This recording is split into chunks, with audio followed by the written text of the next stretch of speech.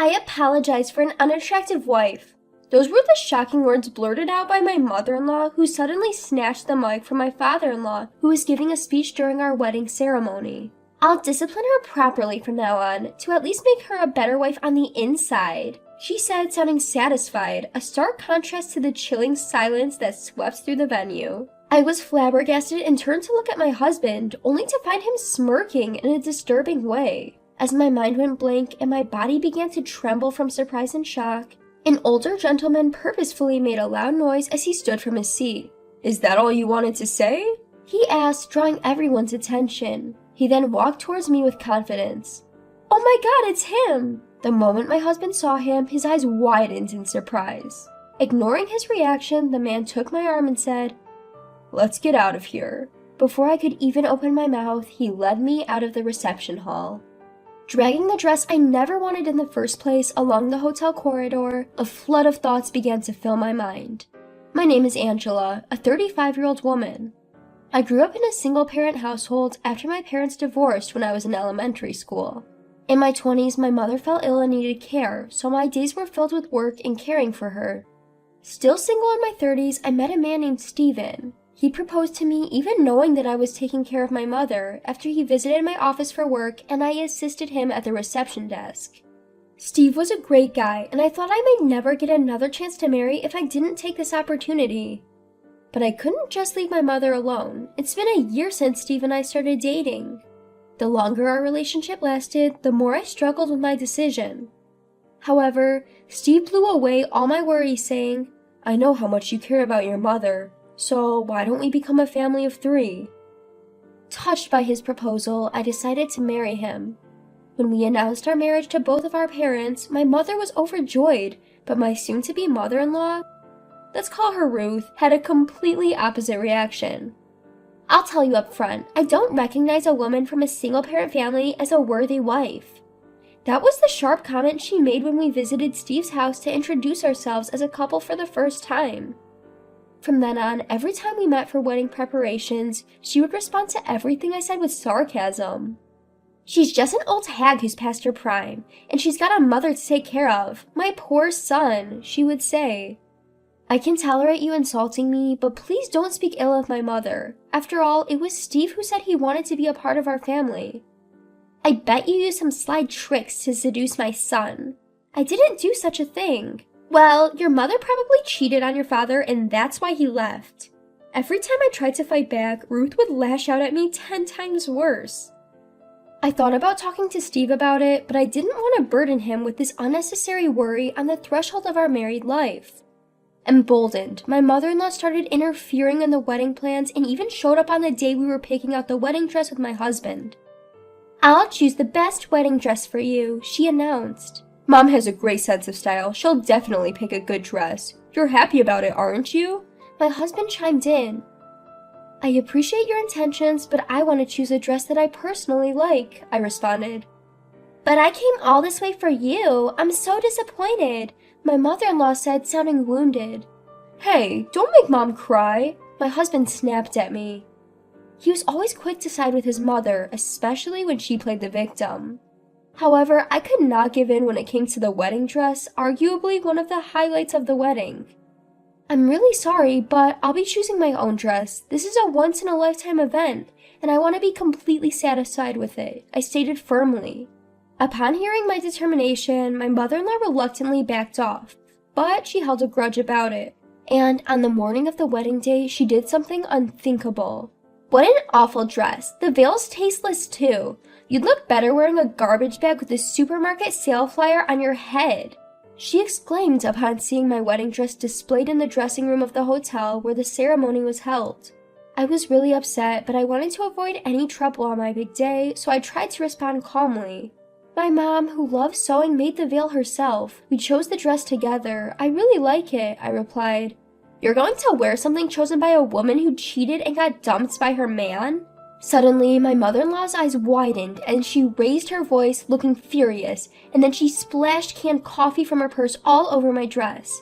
"Stop it! What are you doing?" I exclaimed, watching in horror as my dress quickly turned brown.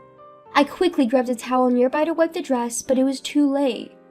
The dress was in no condition to be worn. "This is what happens when you don't listen to me. I've left a dress I chose with the ceremony staff. You're wearing that for the wedding, okay?" She stated and then left the dressing room.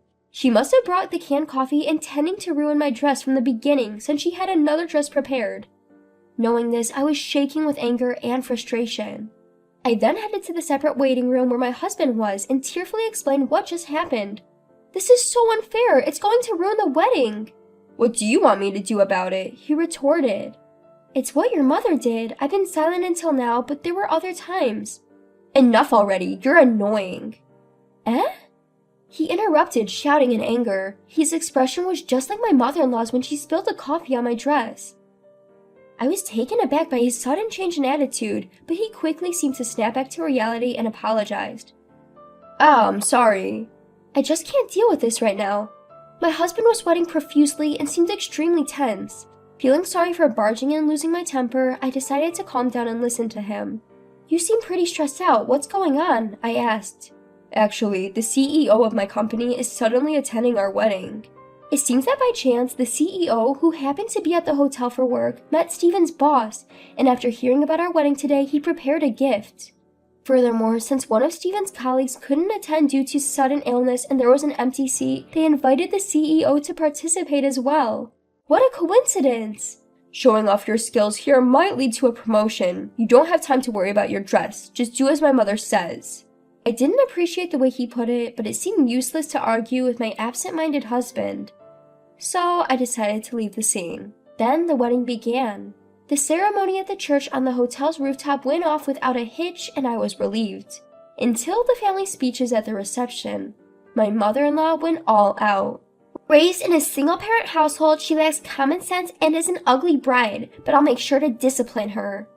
Ignoring my father-in-law's pleas to stop, my mother-in-law held the microphone tight and declared this loudly. Just as I was about to explode with anger, a middle-aged man stood up with vigor and came over to me.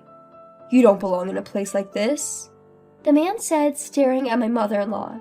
Then he started to lead me away. "Who is that old man? Interrupting my speech? What nerve does he have?" As my mother-in-law looked at the man leading me away, she shrieked. However, next to her, Stephen was turning pale. "Why is the CEO here?" It turned out that the middle-aged man was the CEO of Stephen's company. Sweating profusely from his forehead, Stephen seemed extremely flustered. We hurriedly left the reception hall and returned to the dressing room, leaving the flustered men behind. Why is my father here? That's right. The CEO of Stephen's company was also my biological father. The reason for my parents' divorce was a personality mismatch. They fought constantly while both working and decided to divorce because they thought it was affecting me negatively. Therefore, even after the divorce, my parents occasionally met. I saw my father several times a month and received proper child support until I became an adult. Even after my mother needed care, he helped out in various ways, so our relationship was very good. However, I hadn't asked much about my father's job. I can't believe my father is the CEO of Stephen's company. Even I was surprised by this coincidence. Why are you here when you said you had an important business meeting and couldn't attend my wedding? My business meeting ended much earlier than I thought. I decided to come here to give you the gift at least, then I met one of the employees at the entrance. It seems that my father was the boss Stephen was talking about. He found it was my wedding when he asked for the names of the bride and groom to prepare the gift for us. When I told the employee about the situation, I heard there was a last-minute cancellation and a seat was available, so I decided to participate. Why didn't you tell me then? After consulting with your mother, we decided to make it a surprise. I never imagined it would turn out like this. My father looked somewhat sad and sighed. Just as I was about to talk to my father, the door of the dressing room opened. Angela, you can't just run off like that. My mother-in-law, who had arrived, was speaking in a fake sweet voice I had never heard before. I got goosebumps from how creepy it was. She must have heard from her husband that my father was the CEO. Who do you think caused all of this? That was just a little joke. How dare you make such a vulgar joke at my daughter's big moment? That's even more unforgivable. What? No, it wasn't a joke then. Huh? So you're saying you seriously called my daughter ugly? Challenged by my father, my mother-in-law was lost for words, repeating, and well, while her eyes darted back and forth. Suddenly, my husband rushed in, his footsteps echoing, and he prostrated himself before my father. I apologize for the rudeness of my mother. You're apologizing to the wrong person, my father said, looking down at my husband with a cold gaze and a stern voice. Angela, I'm sorry. My mom did all this on her own. If that's the case, why didn't you stop your mother when she was insulting me? I was shocked and couldn't move. Besides, my dad tried to stop her. But it sure seemed like you were grinning and sitting pretty comfortably. That's just your imagination. Anyway, the only one to blame for everything is my mom. My husband shouted, pointing accusingly at his mother.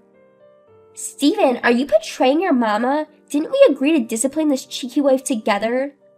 Hey, don't say unnecessary things. You said we should use this wife who won't let mama choose her dress like a rag and make her understand her place. Shut up. My husband covered his mother's mouth to stop her from speaking further. Her muffled voice was truly comical. So, would you like to explain what's really going on? No, this is something my mother did on her own. It's for your own good to be honest right now, don't you think?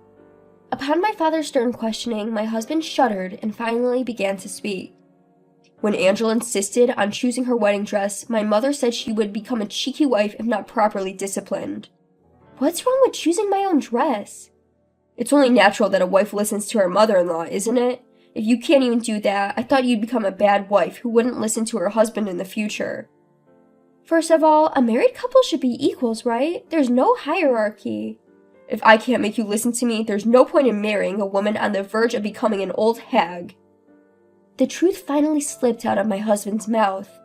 He had decided to marry me not because he loved me for who I am, but because he thought I would be a convenient tool to use. All those words about wanting to take care of my mother, wanting to become a family of 3, were they all lies? Of course, you have plenty of savings, don't you? I was planning to use that to build a 2-family house. I wanted to make you work like a slave and live happily with my mother, but now it's all ruined. Once my husband started speaking his mind, there was no stopping him. He was not only intent on making me submit, but was also willing to drain our savings. How selfish could a person be? Seeing my disgust, my husband seemed to realize he had misspoken, and his face took on a shocked expression. No, that's not what I meant. That's it, it's over. You don't need a wife who won't spend money or act as a servant, do you? Wait a minute, I just lost my temper and blurted out something I didn't mean. As if I could believe that. I simply can't marry you. Sensing my resolve, my husband was visibly shaken, pacing around aimlessly.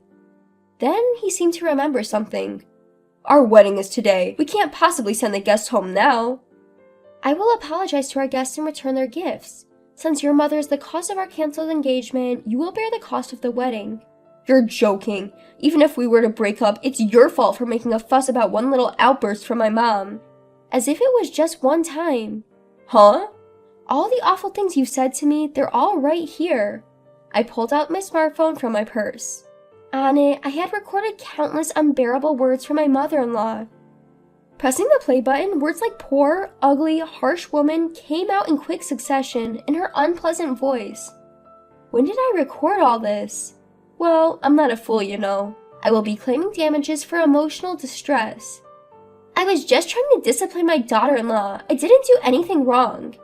If you can't pay willingly, I'll take you to court. Please say the same thing in front of the judge. What are you talking about? This isn't a joke.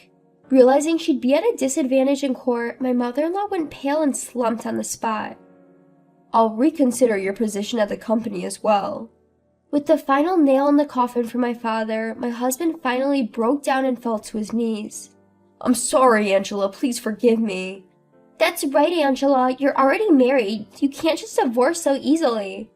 If we can overcome this wall, we'll make a great couple, right? My husband and my mother-in-law started pleading. I forcefully shook them off and glared at them. Silence, scum. Go to hell. With that, I left the dressing room. I then followed through with my declaration of canceling my engagement with Stephen and filed a claim for emotional distress against my mother-in-law. The full cost of the wedding was paid by my ex-husband, and the issue was finally settled. After that, my ex-husband was ostracized at work when his colleagues found out about the wedding fiasco. Additionally, at my father's behest, he was relocated to a remote branch in Nebraska, effectively a demotion. My former mother-in-law was scorned by her relatives for tarnishing their reputation and divorced from my former father-in-law. She was promptly kicked out of the house. I am now focusing on my work and have no interest in getting married again. Over time, my parents have also regained their composure and we occasionally have family dinners. I am now living a very happy life.